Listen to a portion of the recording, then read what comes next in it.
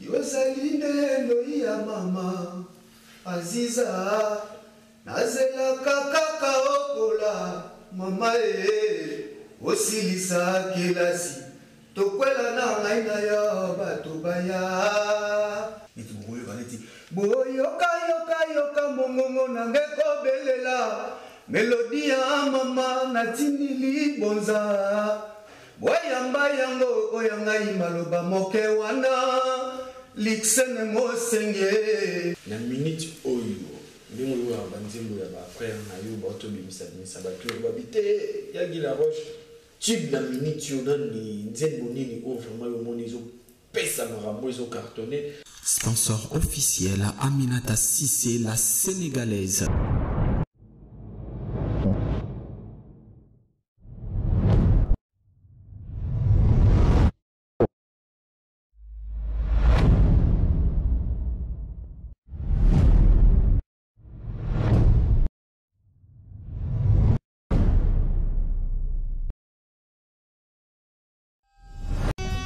Cette émission est sponsorisée par Papy Leroy, carte illimitée. Papy Leroy, carte illimitée. Place aux alliés vraiment. Papy Leroy, carte illimitée, formule Yasuka. Hein? Papy Leroy, carte illimitée, formule. Tu sentir carte en mode. Tu vas faire la... Bonjour Bandeko Balandi, il y a www.comostar1.com, il y a mon HPR de Baifal, Mobile Rasta, Katakata. Donc, avant au bas de l'émission, oui, toujours sponsor officiel, Papy Leroy, carte illimitée, formule Yasuka, Bilanga, Bairo, il y a Moro Malamu, Obabenga, et carte magique, et pas Sakara de Kunta. Oui, sur le Maroc, Awa, pas trop d'activités, pas trop d'événements. Tu vivras toujours dans l'événement, désolé, Ganaki, désolé, partout, dans Mikili, les autres Mourara. Yango lelo to fanda ina parler na mbi vraiment pas kananga imbiaka et moi on s'est présenté boyo kae bon mon boye ba mingi pele ba mon déjà face ba yibi déjà pour ba maramboise belé ba histoire eze belé par kaote par Redi Amisi a emba tona ba kinwana bon mona et puis belé pe ba sepe là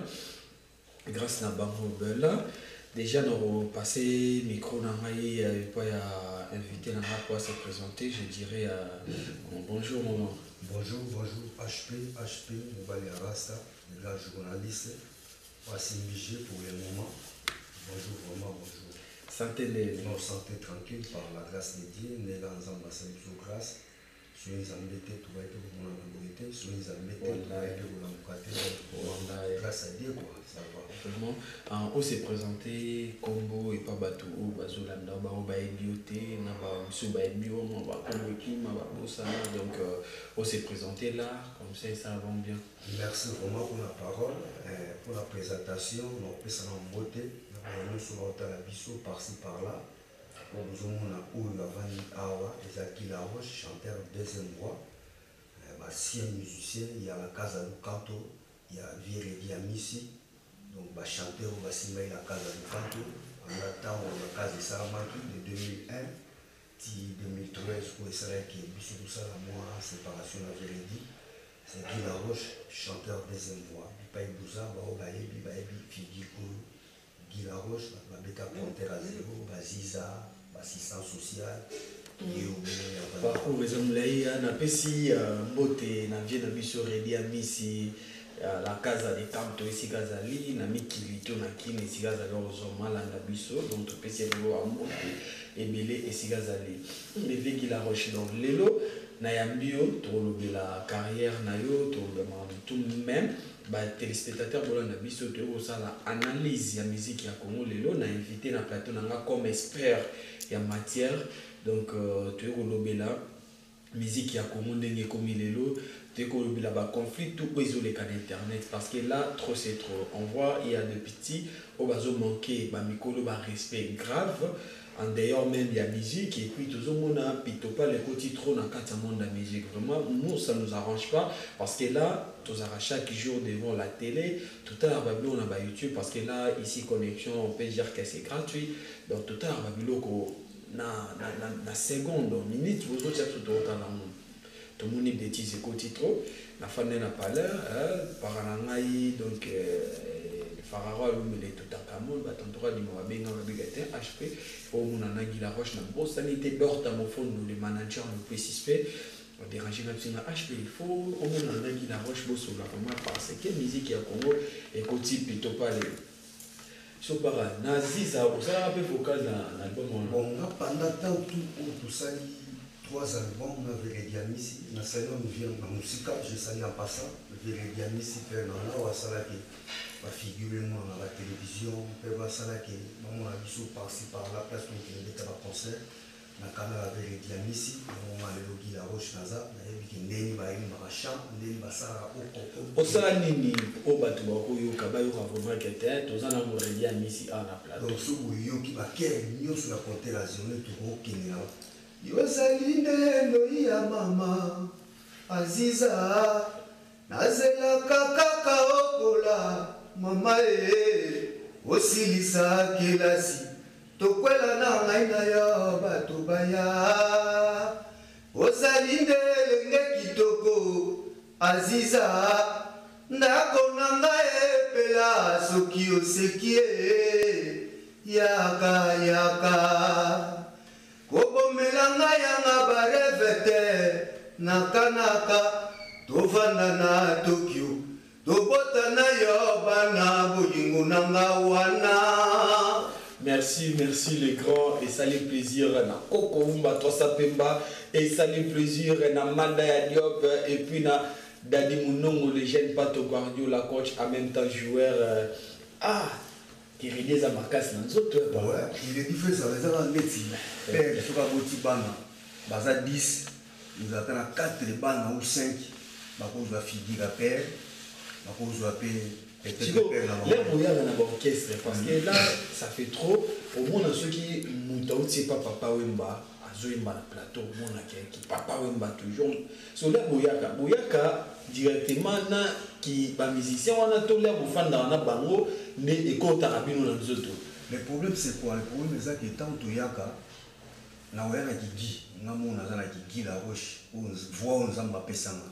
Mais excès au vent dans la vie tant on veut interpréter bilo la vie sur via zate pourtant via za raté na podium donc juste tout bandit de achat ngamna on interpréter tous les nzembo via beta. Et tu vois le dit boyoka yoka yoka mongongo nange ko belela mélodie ya mama natinili bonza boyamba yango oyanga imaloba moke wana liksene mosenge mama nalotina butuna ndoto liza yenda inakomi mobange baena salisaka bakomi kosekanga basi nazuwaka bakomi kozomelanga mosala oyo pasi ezangi ndembelesi yo kandeli kambo ezangi nde yano exika ya kofanda na vie kointerprétaka babilo to ya vie omona mpena ki vie ekoti yo. Non, Guy Laroche, les vieux Guy Laroche, ça me fait plaisir, ça me fait du bien. Là, on a eu qu'artiste, à Zoé, vraiment, on paie ça makambo. Et ça ira bien, entre parenthèses, vieux Guy Laroche, qui est à côté, on a parce que l'émission Tozana yo. Donc, il y a une analyse musicale. Ouais. So, vieux Guy Laroche, il donne non la musique à Congo, et ça ira non, il donne la musique à Congo. Non, on a payé ça pour ça, parce que là, tu dis qu'au départ, il y a rien à Miss. Il donne la musique à Congo. Il y a un temps où on a âge de 10 ans. On a mis des fins qui sont nombreux pour zamper. Il y a un moni qui est rentré à Bani, mais il y a une sorte. Il y a un petit peu de question. Nous avons fait question. Nous avons fait Banza kateo yebisanga soki bolingo esili nakanga bisaka nazonga na mboka epai baboti bamonamu tobandaki bolingo ya la joango bolingo tobandi tango toza bana mike mbotuna mbapapa bamama mpe baleki nazala nini anga makila mabe nazali pena do mutu nazali pena kotala trouve kese mais coïncidence que na betala avec kese na kozwa glace la obetala vérité. Ouais, merci Guy Laroche. Et puis Sikoyo, il donne à vieux Kester et mené à paix à son âme via Tigabiso. Siko Kotala, génération ya bavie Kester là babanda la musique si kokoma na jour lelo comment ozomona musique ya Congo za ko évoluer. Merci pour la question. La musique à Congo, c'est que telle musique à Congo, musique à Congo, je vais évoluer dans mon pays. Sauf que génération où ils ont un ciment, la sous bazo yé baté, maman kambo bazo sala, faut bazo ba image à ba vie. On nous surtout ça là lilo, et c'est où pas déjà car, lilo ba sike zate, ou tout ça là sika, lilo ba kutu bazo ba ina sika, et si ba vie ba sala qui, le surtout là ba vie wa bi mener, avec so ba salinzemo. On n'a même pas de bêtises dans Katanzimbo. Vu le la beaucoup, papa Wemba, personnellement repose à paix. Sur eux qui va Zimba avec papa Wemba. On a des bêtises qui dans Zimba avec papa Wemba. Même avec des fois, on a passé va monter la Kenya. Venant à Def, la Liga et tout. Le président. Nous sommes arrivés Def, Banzimbo Sala. Nous sommes Banzimbo avec des fois. On a des Zimbo moi bêtises. Surtout l'omoué, tu es super avec Carlito. On a des Zimbo avec Carlito. On a des bêtises. Génération de nous fallait battre à mille baviers, des baviers dans au comment, des baviers dans au téléman à podium, soit de s'exprimer dans le champ, parce qu'on a vérité, baviers baviers n'a pas besoin. Donc en bref, le musique génération de nous, génération de nous trop par rapport à génération de nous avons qui, babuso ba ezo les quatre na banzembo o bande ko bazo sala, ba master to bavier o baza ba par rapport à ba âge na biso, donc ba contrôler ba texte na bango et puis ba contrôler ka tant bazo sala clip na eta malosala ngo imagine ya kopesa ba para bazana ba parler batala la biso donc na musika pe ba nationalité musu pe batala la musique ya Congo alors balandela pe ba image ba clip et puis ba texte na biso fisa la texte mo tant komango oui dit que nzembo ba para ba oyoka yango et okota nanda ko ba para. Mais le vécu ça te fait comment comme aujourd'hui on est en train de voir qu'il y a des artistes congolais bazana ba conflit grave comme JB Piana aujourd'hui avec Fali Ipupa et puis de voir Bana Oyo propre Banogwa la maison mère et pas il y a Viennabiso il y a Mamakanda le roi de la forêt ou Ranson il y a Balé qui veut appeler ça Makambo qui a on a fait rigola ba héritier Watanabe Mwebele donc toi qui les suppos ndam avant tu remets pas Fali to Fali da JB to bandi non chez Ranson na banana. Ça te fait comment l'air au Fandaki Ndeboza, Lelo, Boute pas Vérédia Messi, qui aujourd'hui, Binobo Banoulé Kana TV, Vérédia mon amant, Romo Finga et tandis qu'il y a une tassala qui est Lelo, Bagui la Roche Bamon en Aba TV, Batoubaye Babino, ça vous fait comment? On était eu au Botiba Nanayo, un jour au Moniba la Mabate na Balabala, Nebaba na musique, Bamsu Bate Mamba Salate, mais les acteurs congolais, Toti Karolo Bamote, Bana Sabi, Ouera Mutabi, Missi Bango, les deux tout le monde a ce hérité, to fait rigola, à tabango na monoro, hérité na TV, Balobi, mais Bano Bazamana Bango, Bafina Bango, Bakritika Bango, ça vous fait comment tant que Bavier, Bozala paie déjà dans ma musique, on va. Pour le moment, vraiment, ils ont passé, ils ont passé, ils ont vers 20 ans, dans la vie, il faut respecter la vie, on a tout. Dans la vie, ils ont tout soit personnel, qui n'a pas de HPSO, qui n'a même pas de main, il faut la reconnaissance. À 20 ans, il va faire la génération, tout va se faire, pas il faut respecter la vie, on a tout. Il va avoir la glace, ils sont tous petits dans la vie, il va 13 ans, il va 3 disques. Mais par contre, la grâce, la vie, la poteau, la vie, la opportunité, même il y a un même mon a 4 orchestres, il y a 20 ans. Alors, tant que vous avez il faut que vous ayez bien, puis il peut pas dire que vous ayez bien. Poteau qui est, tant que vous avez un bien pour la vie, d'autres parts pour la maison, vous avez un maudit, les malédictions, père ou salut, la bimission, à ta beauté qui est. Mais bimission na mokili. Oui, na monde la musique ya za parent na passer comment tu as mobilisé. Voilà. Donc ça parent na yo pour ba découvrir yo par-ci par-là. Donc ça vient mon faut respecter et tout. Donc faut voir que la fleur. Donc surtout que nous aura ba vie la malédiction. Zira na yo et vous allez pour les tirs. Zira na vous allez ba blocage. Nous allons ba blocage à tout. J'espère que aux un royaume internet ils en à la portée de tout le monde. Ouais. Tout est pour la jeune fille Oyo Karim Mokonzi ndenge atretaki Mama Sylvie Mampata Oazali Mwasi ya Ranson Mama honorable moi si oyo Congo mobimba so baba fandi bazwake comme famille exemplaire baba nina vient le te maman ya bana na oyo ba boti bana wana baza déjà ba grande fille baza ba université. Voilà, ça te fait comment na fille boye aza mutute. Donc comme je dis mutute na marabo musique à Congo, ça veut dire que aza vraiment mutute que ba vie o babanda idéologie l'air où babani marabo musique. J'espère que Karim Mokondi aime so abotamité na invité ou bien abandé au des classes. Donc je ne sais pas vraiment place abandé qu'on s'est retrouvé. Azalaki quoi, Azalaki. Et puis aujourd'hui, comme on a Karim Mokondi Azwa audace sur film à Sylvie Mampata devant Batutu na TV Boué. Tant que parents, tant que yaya, tant que biaka na marabon ya bekan. Mais pour nous pena bon, eza kitoko pena te comme on a que ne moi simo wa no film ba sel lokola ba Mampata. Celui qui est allé bazara na problème. Na to gomi kitisa devant grande sœur na ye. Ya luki ou soit basolo na nemo ou qui na nenga bien qui a oublié na ba milliards d'internet pour film na maman ko la Mampata aza maman responsable au mokile yebi qui atasu ba kansela na ba ndenge ki ala maman passer ou soit ya solo ti mutayebi ezanzambe mutaojija biso to na mondo to zali ezanzambe mais au mona ne ko moi ça do film na ba selo wa Mampata bongo pour na vraiment na moi ndenge to kola na moi éducation ba para ba pesa biso eza bien ava ser na ye so eza ki ba na problème mo ba ko ba ser na ye et puis aza maman kolutu ya moi si héritier botane mona héritier donc maman kolutu ya moi si ya yo mo si ko tale pa yo na siko ki aza maman kolutu ya héritier ya moi si ya héritier botane mona moi si héritier botane mona maman kolutu donc moi héritier bengi maman kolutu donc belle mère ya patron na ye ça déjà qui to belle sœur so ki belle sœur ça qui to côté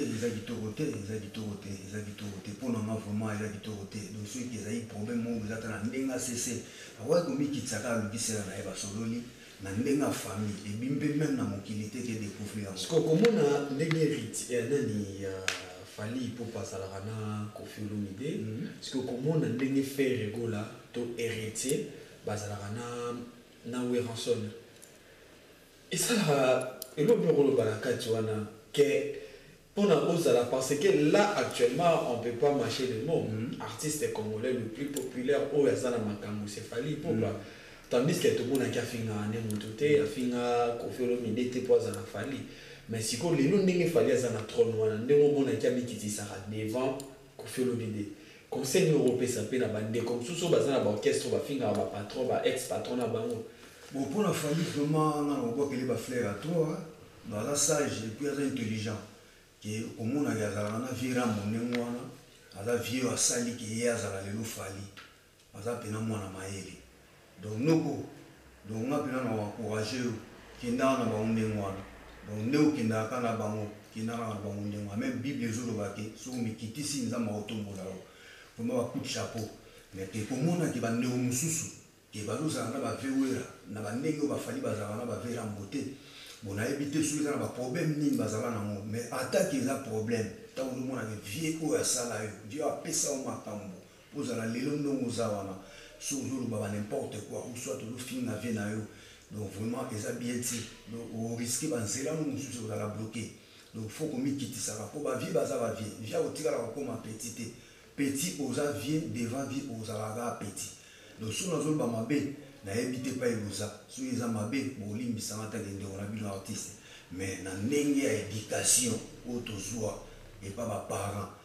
papa et ba voisin na bino aza papa na papa wa botio aza papa na komona ke papa oyo aza voisin na yo omona mwana mo pe ya voisin azo manquer papa wana respect. Comment on a hérité comme ça JB comment on a fait rigoler comme ça JB qu'on y est papa na bon place ba comme ça JB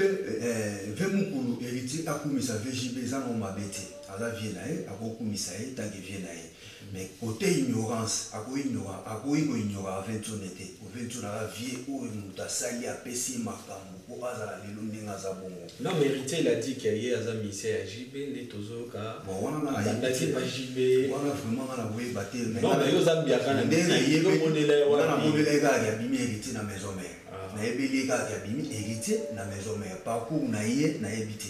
et ceux qui yé moi zolo ba ya bima pa jibe piano yé moi amtami yebi maintenant na yebi ki héritier abima na maison mère ti lelo na ninga koma héritier par exemple là qui a la conflit à Jibena Fali bon na yoka ka mais alanda te na yoka ka ki bazana ba conflit bon na ebité conflit on le banda par rapport à quoi non l'RJB a l'équipe émission pas tout nier que ba meilleur artiste actuel na Congo au Bossa Makambu alobi héritier na Ferregola ça attend à Congo ya Fali donc ils ont ba propos où ya lobi mais tant que yo congolais tant que yo musicien donc tu dirais quoi c'est injuste ou bien ils ont juste l'air à bimutazo ça la bato sa fierté à Congo lelo ils allaient Fali na et héritier na Ferregola sans qu'autant à Fali sans qu'autant à Fabregas ou bien des à propos n'aime de mais yo lo banini c'est juste ou bien juste donc na punanga ndenge ve piano lo bayi bon pona ve piano eza pona ye ndinga moni mais kota ndenge monde ezokende na vitesse age ndenge musique ya Congo ezokende fallait dans la makambo monde entier donc c'est que Ojiba lo baki toi tu trouves ça na tout les questions ça injuste pour nga bien les injuste c'est injuste c'est pour nga injuste c'est injuste pour nga ta que gila rose c'est injuste que pour monde il fallait le tambola ndenge wana lo pesa pe honneur la musique ya Congo monde entier bayoka pour nga on a injuste c'est injuste bana kin bana mikili tozo solo la nazana pakana ngai gila roche ye azana ngam nazolo bise jalo ba troté yaza alanga nzembo voinde et fandi na kingo donc émission on est dit que manda Diop azolandango Alpha Kabasele yana ngamo ya muluba une femme qui se respecte une grande dame ya ba maranobele na pesimbo tenani na chou na kati ya Londres Nina Chou muluba ya pembe ya mbinga le mbingazor donc voilà viens donc tout détendre mon bateau moi le laka et ça la bien parce que bateau ba yo kisko maté ya ba comprendre que tel gi la roche vient monter zo bon zo baluka bon mezo baluka bon zo sala tout détendre bon on est là on numéro proposer psoni na champ ouais na champ c'est belé vraiment c'est belé pour championnat de la formation te bayo yembaraka redi amisto to bi mape moi confiolo bideto moi et loromo ya werason et loromo ya petit na bino bete ba jeune frère na bino ya lelo moi ba de place ba fandi ba comprendre ma que veut la roche pas à culturer quoi te tous ali hein na la baïda banzembo ba misa msuto loka ka ba mo pe ba sala banzembo tout loka même ya ba vie zali na banzembo aventuni ona obeta neti Augustine ngali façon nanga ya kozua yave ayebi nabukate jamais mibeko ya baboti j'étais obéissant aux autres de mes parents ilamba de niki alatisa ngange ngabumwana yani nyango nangayo moto na izo na bango mais pourquoi ça saipi kokangela ngai kanda et jalousie na bino epananga c'est pas gentil wato papa tika bata mokili baboto likai donc tout ezali surtout ye papa fait pepe kale pezali na moni lokola ndoto masuwa matiki libongo natuni pe na bande ko bangai bayebisi ngai kyotiki kini malebo na tombola loboko pona longola elamba tout ça non surtout longo ya tout que surtout ko ke pas fait des femmes neti nse mo fait des femmes mo na no linga to papa boni okiminda koye gigi aye obalanga na tina ye ok pardon na quand tu étais non c'est la mingi les ozo yemba nzembo ko ya ba vrai des femmes au côté c'est la formule à sous carte limitée mais il y a bon la carte il avait des fois voilà pour les bien il y avait des fois trop carte les papiers les voir la PC va monter trop et à ça ma bien na milieu de musique na milieu dans monde de la musicien la PC va monter trop on a pu aux la bien un jour que ceux qui après si on a pu cop na ebi ke oya na malé avec les temps on a na carte mo papier les voir na ebi ke otika ba gente papa boni okiminda koye gigi aye obalangai na mbongo ye soki mabe benga bafami bosolola okimi ndako na yo otiki bana bayo nani akobokolo bango papi le roi ye zonga ndako tobongisa na malembe papi ye yo le roi oh papi le roi ye carte illimitée ya ye. Merci bato bolandi biso na banda ko bosepeli wana tozaki po to se détendre parce que tokomi da kochité bazo sa biso na régie donc bazo signaler déjà que tokomi déjà poya veto to lebela et donc mo ya mokie sikoyo album tout ya ba jeune frère no tu obima na dernière temps on a si o ki yango na yo ba album wa misa na album affaire na yo ka kiango beti pe banzembo bien nazo ka banzembo na eza très bien et puis fali pe album na to mo ka mikolo pe nazo ka quelques morceaux ba chance ça va même fabricage na yo ka kai quelques banzembo na yo ka ça va et RTP ça va donc ba massa va débele banzembo na presque na minute oyo ndimo yo banzembo ya ba frère na yo ba to bimisa ba to ba bité ya Guy Laroche tube na minute yo nani nzembo nini o vraiment yo monizo pesa marambo izo cartonné na ndengage na libanda parce que libanda na kin eza ndenge moti kin eza ba papi mbavu eza na bato belé so beti la lelo na ba bafle kuna ba so pa nem su libanda pe ba ebité surtout za na ndenga libanda donc type eza nini na ba bon moto yo biozo yo ka on eti surtout kin eti na ba ndenga libanda ba koto nazo ka mingi me ya culpa ya faire gola en plus nazo ka nzembo mo susu héritier beti boye achipe mo ba mokso mo ya kala ya ve bozi boziana la reine du sabbat nazo kapela banzira nazo leka nazo kezo beta fali pe na oka quelques nzembo nazo beta donc zo pesa ba bonne chance to sauter ba bonne chance basala ba bula bien ne ba zo sala wana et puis susu muke tonga pe la ndaki aza déjà na studio karate na ebike ye pasala ba bulo na ya bien. Donc, maman, ça va travailler, maintenant, J d'État Zoya, là, on va le peuple, J d'État Zoya, vous avez déjà contacté pour nous accompagner ou comment? Parce que je sais qu'à Zoya, un orchestre, il va jouer avec l'orchestre qu'il va trouver ici au Maroc. Est-ce que parmi yo, na mon la cap de Maroc, na minutio, ça va Guy Laroche m'a appelé la première. Ouais, docteur Guélo, mon fond de Ebi, Nazar déjà au courant que Roi Marquis a Zoya côté. Et puis on a pu contacter Kinga, on a pu répertoire et album à Roi Marquis, on a vendu les gens on a parlé, on a contacté on a contacté les alliés Marco. Jean-Marc, on a passé la moto la musique, il a contacté on a tenu un répertoire et puis alors qu'il faut aller tout sur la nez à la carte kota suka moi babi bende go kota po to solo là tout ça la boulot naza on a ka pona ba boulot tu dois ba artiste ba benga ki so ba bengi ba bike kop mo ezaya ka po tindi ka osala nzwaka na oya pona nzwaka pona za artiste. Maintenant ça vous fait du bien que initiation au ben ça ba artiste et puis ba découvrir parce que Maroc il y a une grande forte communauté congolaise ils ont un puis ivoirienne communauté africaine noire au baza balinga vraiment musique malgré les années belé ba pour les camé belé pe fan nakawa balinga rapé ata ba stress ezaki belé ba c'est la rapé quoi ça libino bien non comme ça là ça va là ma bête et puis surtout qu'il n'a pas période de zone nager pour que ba fête zoya et ko fan na lem suna ba parler aux ba Maghreb ba pays mo ba Maghreb donc il faut fan na parler ba fête zoya aussi na pia ta moi et lo moi soirée mo bo ine ti ba jarwana za ma bête qui ba tu ba yi to kutani to sepeli quand ndenge zalaka eza plaisir pour nga eza ma bête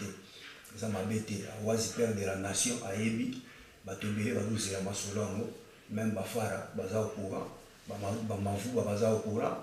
donc ozala bien mpona nga nazala nga artiste so babenga kote mo babiyaka opalola naoya mpona palola mpo mosala na ngai yango wana donc nakokanga maboko te donc voilà. Merci Bandeko Bazolanda Biso. Tu as commis déjà vers à la fin. On va parler maintenant de l'artiste qui est Guy Laroche, projet musical. Non, parce que là, na yokaki ozaki na projet moko single moko bobandi préparé awa niveau na mo siko ekomi nante sila boulot ezali tosala boulot tozali na studio vous travaillez avec Coco Umba tozala Coco Umba na pesi bamote grand guitariste aza na makambo na kati ya moko monde entier yebi Coco Umba donc tozala boulot na ye et puis tozala Tony Debes toujours travailler tozosala boulot mo tozosala maxi single mo eza na 4 titres avec générique. Donc bientôt là, si tu as commis prêt aussi, ça te commander pas naïo, tu l'obéla, tu expliquer. Non, tu es non, tu commis la soukate. Mais si on a commis la soukate, ils ont abattu bazo en action à Paris, José Ndombe le showman premier ministre, Bachadi Oamba Gaza, Bachimen Mounani, Osa l'appel na batu Oyo, Barosa la mana posa, dédicace au bazan à posa qui est Azwa Penze Mouipagi la roche pour le laka, Bozo Kaya Redi Amisi, O Redi Amisi à Ratara Koye Mbawali na Redi Amisi. Guy Laroche bisomoto zana pour la promotion parce que je connais Makambo Guy Laroche azana artiste de babeta ambanga vraiment mais kingo moins donc Guy Laroche na Makambo où s'adresser ouais on s'appelle car na monde entier maman ça tout va na Paris na Londres ba tout va na Autriche netive na Ligue Makanaki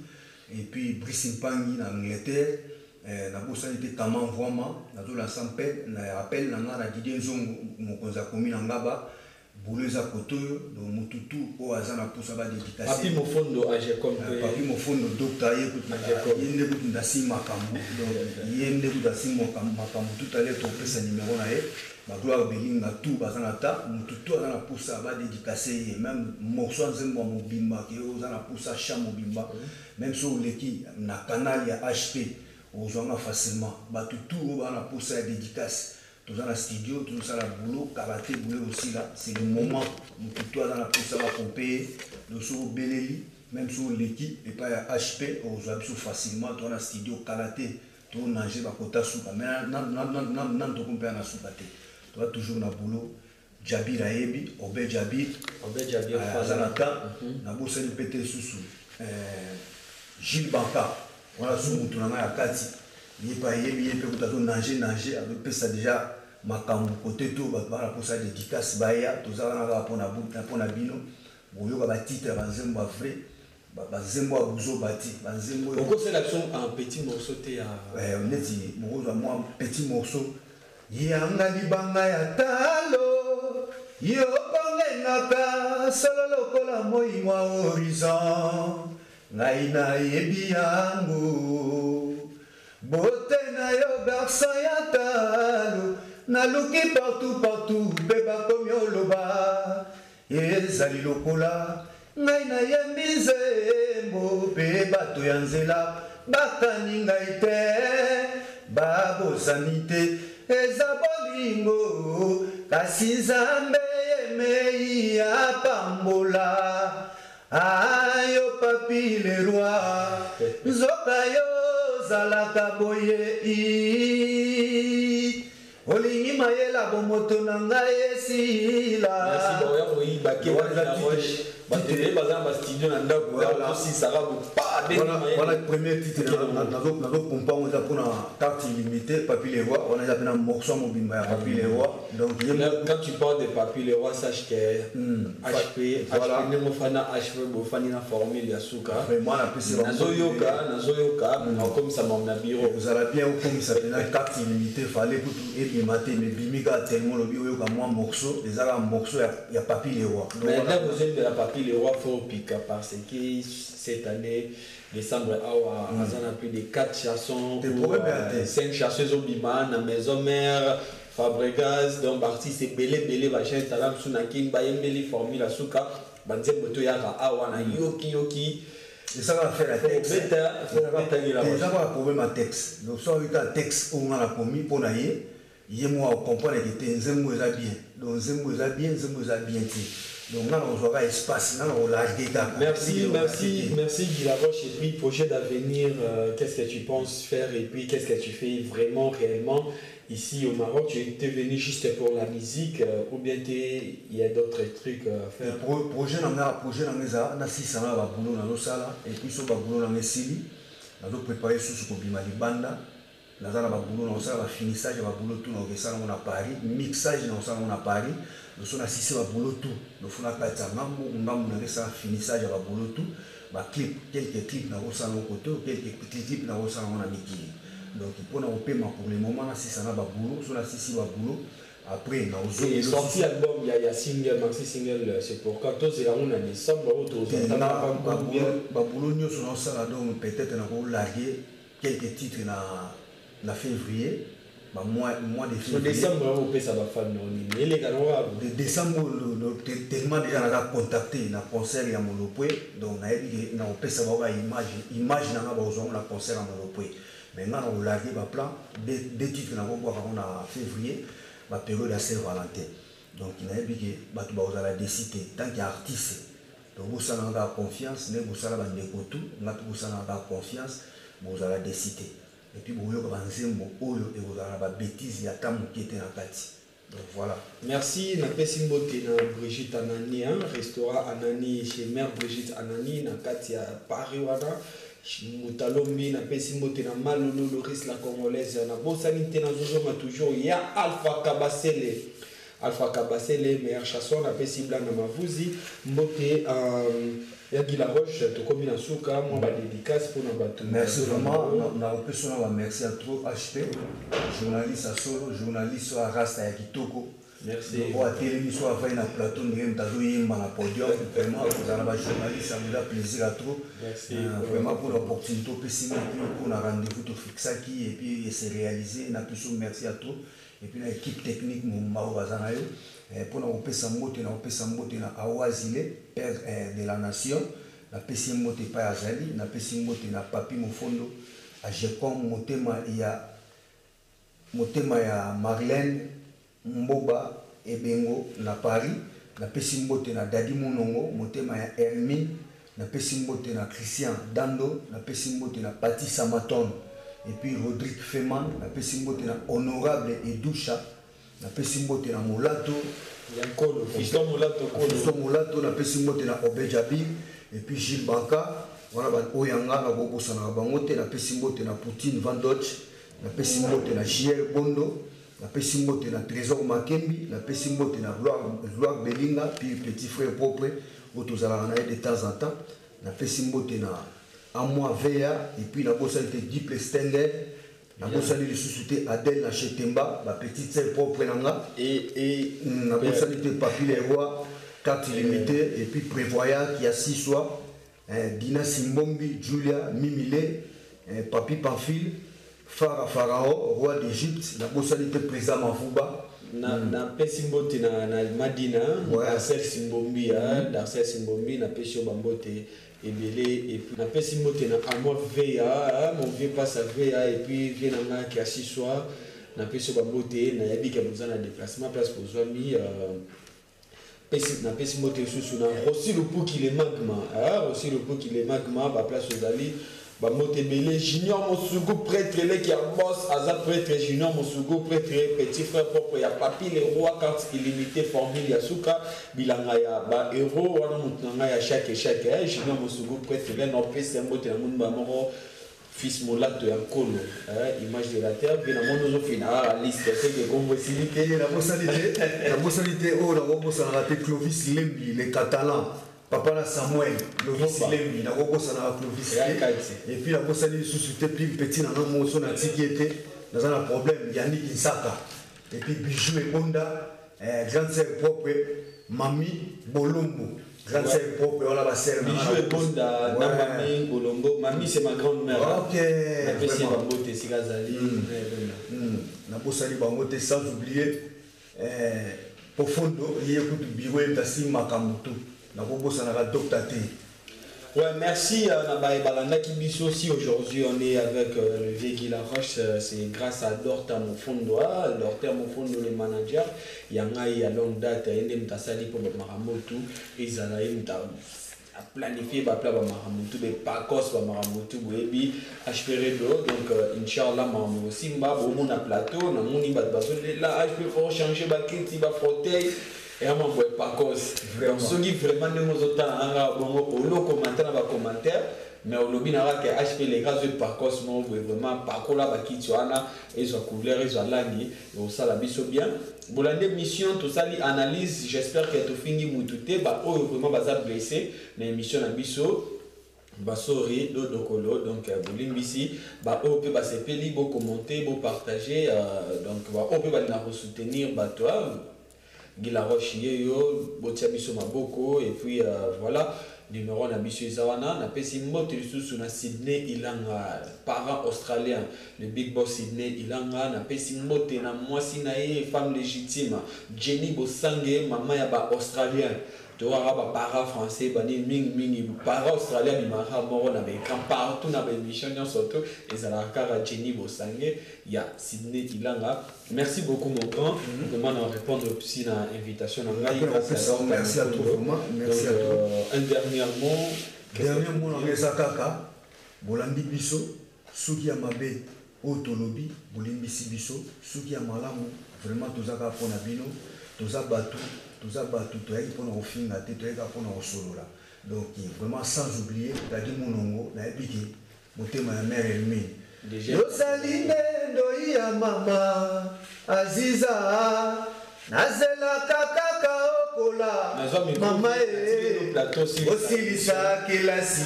tokwela na ngai na yo bato baya ae Aziza ozali ndelenge kitoko awazile ndako na ngai epela soki oseki yaka kobomela ngai yanga barevete nakanaka tovanda na Tokyo tobota na yo bana bolingo nanga wana zina zina mwana ya mama nga yoyoka zina na loteli yo ndoto gelo mofondo temwe nakuma yo ndakwa Nzambe awazi azala lutuma bangu temwe ya likwela wedie. Merci vraiment beaucoup.